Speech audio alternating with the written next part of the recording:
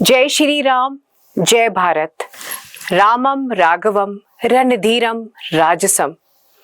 साथियों, जब हम भारत की बात करें, जब हम भारतीय संस्कृति की बात करें, तो राम की बात तो अवश्य होगी ही।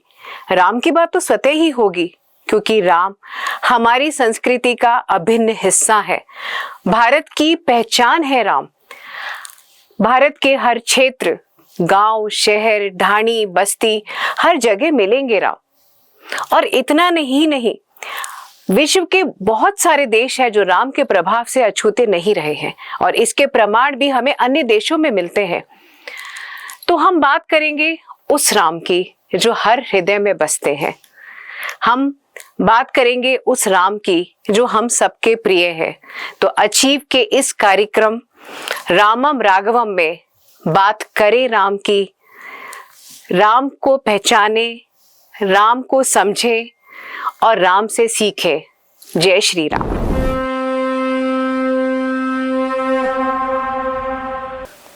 जय श्री राम। अचीव संस्था की ओर से मैं देवव्रत शर्मा राम राघव प्रसारण की कड़ी में आपका स्वागत करता हूं, और मेरे साथ हैं राजस्थान के जाने माने इतिहासकार श्री विकास नौटियाल जी। आप प्रोफेसर हैं पेशे से और राजस्थान कॉलेज शिक्षा में पढ़ाते हैं, और आज के प्रोग्राम में हम नौटियाल जी से कुछ ऐतिहासिक बातें, प्रासंगिक बातें सनातन को लेकर करेंगे। तो मेरा प्रश्न नौटियाल साहब आपसे पहला ये है कि समय की अवधारणा में सनातन को तोला गया है, और ऐसा माना जाता है कि भाई समय और सनातन की उत्पत्ति लगभग एक साथ ही हुई है। आप इस पे कुछ प्रकाश डालिए।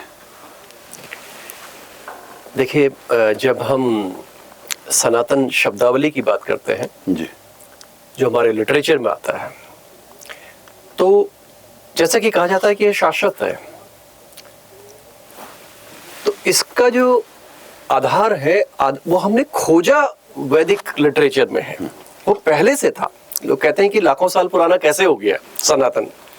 सनातन तो लाखों साल पुराना ही है, लेकिन उसको हमने शब्दावली के रूप में हमारे ऋषि मुनियों ने अनुभव उसको वैदिक वांग्मय में किया। और सबसे पहले इसका ऋग्वेद में जिक्र आता है, उसके बाद हम श्रीमद् भागवत और अन्य ग्रंथों में भी इसको देखते हैं।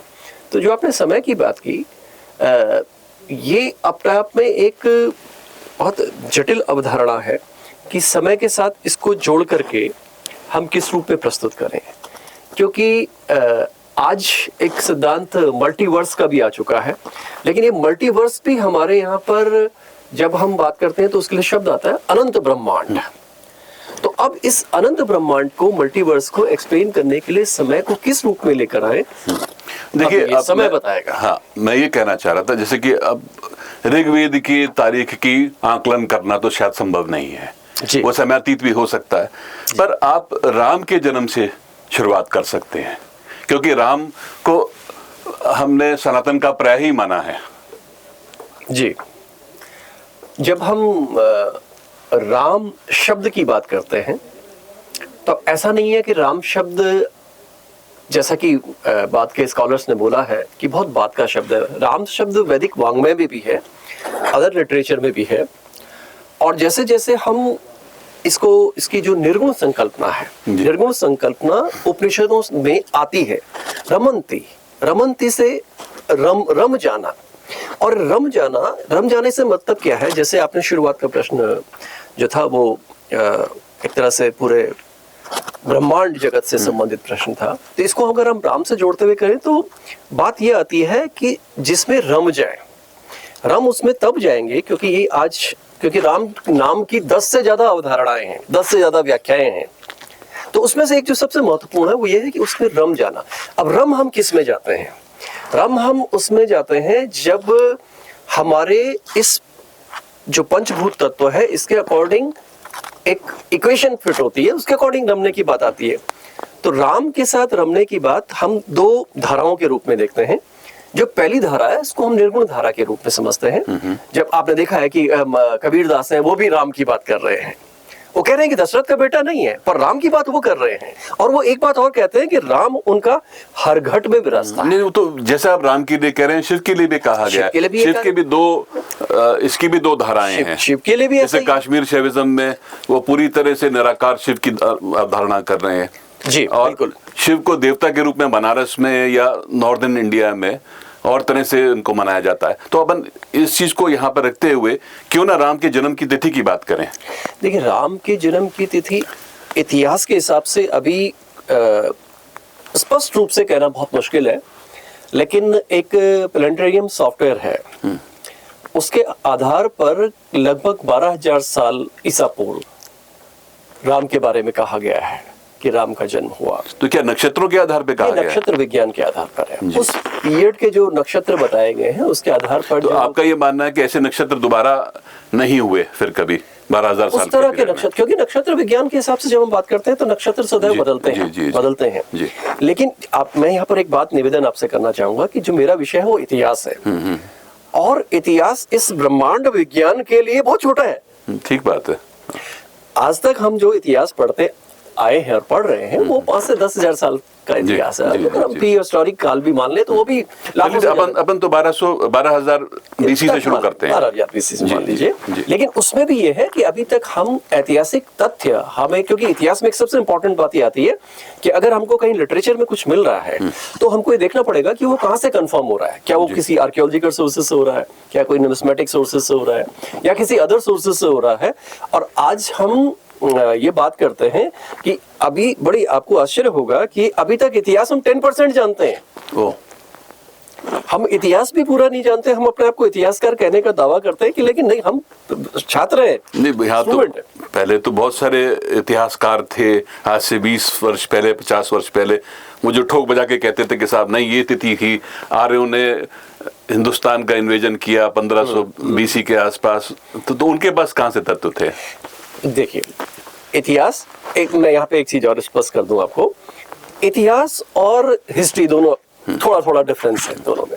एक भारतीय संकल्पना है और एक वेस्ट की संकल्पना है हिस्ट्री। इतिहास हमारे यहाँ शब्द न जाने कब से इस्तेमाल हो रहा है, वैदिक काल से शुरू हो रहा है।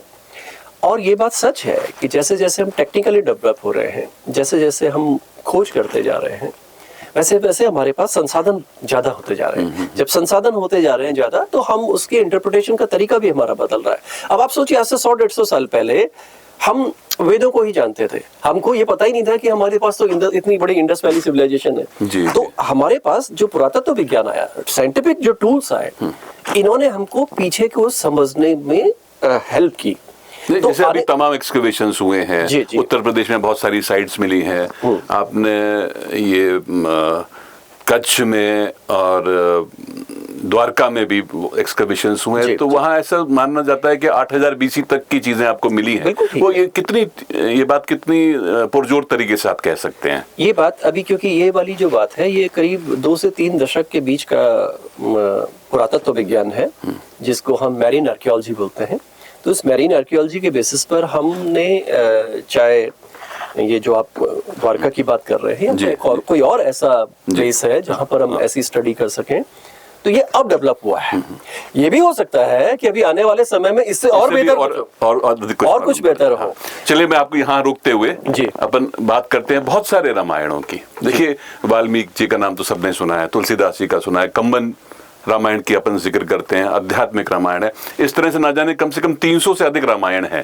तो इनको आप किस तरह से सजो सकते हैं एक साथ, जैसे कि वो इनमें क्या कॉमनैलिटी आपको नजर आती है? देखिए, आपके शुरुआत से प्रश्न को लेता हूं मैं। जब हम इतिहास के फ्लो की दृष्टि से देखते हैं तो रामायण सबसे पहले मूल है, जो कि वाल्मीकि रामायण, ऋषि वाल्मीकि का रामायण है। और उसके लिए अनुमानतः ये है कि ऑलमोस्ट वो आज से लगभग 3200-3400 साल पहले का उसका कंपाइलेशन तो नहीं कहूंगा पूरी तरह से मैं, लेकिन वो उस समय अस्तित्व में थी और उसके बाद उसका कंटिन्यूएशन हुआ। तो जो मूल कथा है वो वाल्मीकि की है। हो सकता है उससे पहले वो ओरल ट्रेडिशन में चलती रही। ओरल ट्रेडिशन रहा। निश्चित रूप से आज भी आप देखिए कि हमारे पास कथाएं तो ओरल ही होती है। तो वो वाल्मीकि जी की कथा आती है। एक रामायण अनेक रामायण, जैसे अपन जिक्र करते हैं, शुरुआत करते हैं वाल्मीकि जी की रामायण से, तुलसीदास जी की रामायण है, बीच में कंबन की रामायण है, अध्यात्म रामायण है, ऐसे मेरी समझ में कम से कम 300 या उससे अधिक रामायण है। तो जी। आप इन रामायणों को किस तरह से देखते हैं, उनमें क्या आपको कॉमनैलिटी नजर आती है? कॉमनैलिटी तो एक ही है, वो है राम की कथा, वो है राम का आदर्श।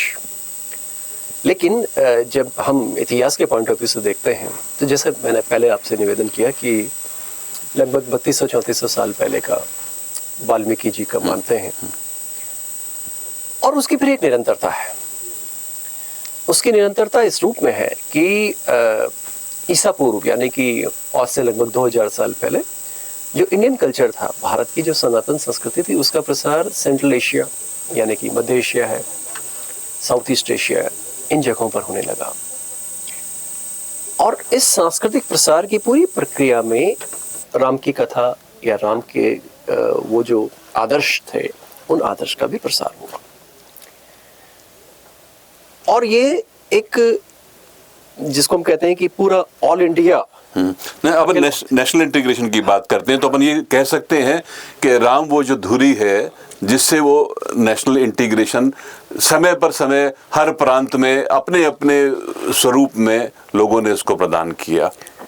जी बिल्कुल, ये बात भी सच है, क्योंकि यहाँ से अगर बात आप शुरू करेंगे तो राम के चरित्र, राम के व्यक्तित्व में भी अलग अलग टेक्स्ट में थोड़ा अलग अलग चीजें हैं, मूल बातें वही हैं। जैसे आपने बात की तो हमारे पास रामायण और ये जो राम की कथा है, इसके लिखने के तरीके भी ऑल इंडिया में अलग अलग तरीके से दिखाई देते हैं। जैसे आपने खुद कंबन रामायण की बात की, तो ये 11वीं-12वीं शताब्दी की बात है जी। जैसे हम कश्मीर की कश्मीरी रामायण की बात करते हैं, तो वहाँ कश्मीर की रामायण की बात आती है। जब हम बंगाल में जाते हैं तो कृतवास की रामायण की बात आती है। तो कृतवास की रामायण में क्योंकि 7वीं-8वीं शताब्दी में ऑलमोस्ट क्योंकि शाक्त लोकप्रिय हो गए, शाक्तों के साथ शाक्त का जो दृष्टिकोण था वो लोकप्रिय हुआ और कर्मकांड सामने आए।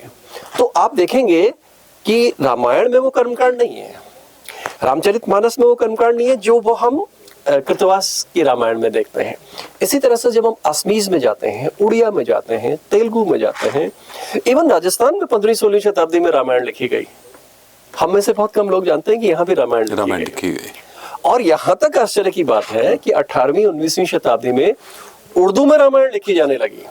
क्या बात है, उर्दू में रामायण लिखी जाने लगी। और उर्दू से, क्योंकि जैसा कि हम सब जानते हैं कि जो राम को इमाम हिंद कहा करते थे इकबाल, लेकिन उससे पहले का अगर आप पीछे का बैकग्राउंड देखेंगे तो उर्दू भाषा में भी रामायण लिखी गई और ये चली गई दक्षिण पूर्व एशिया तक।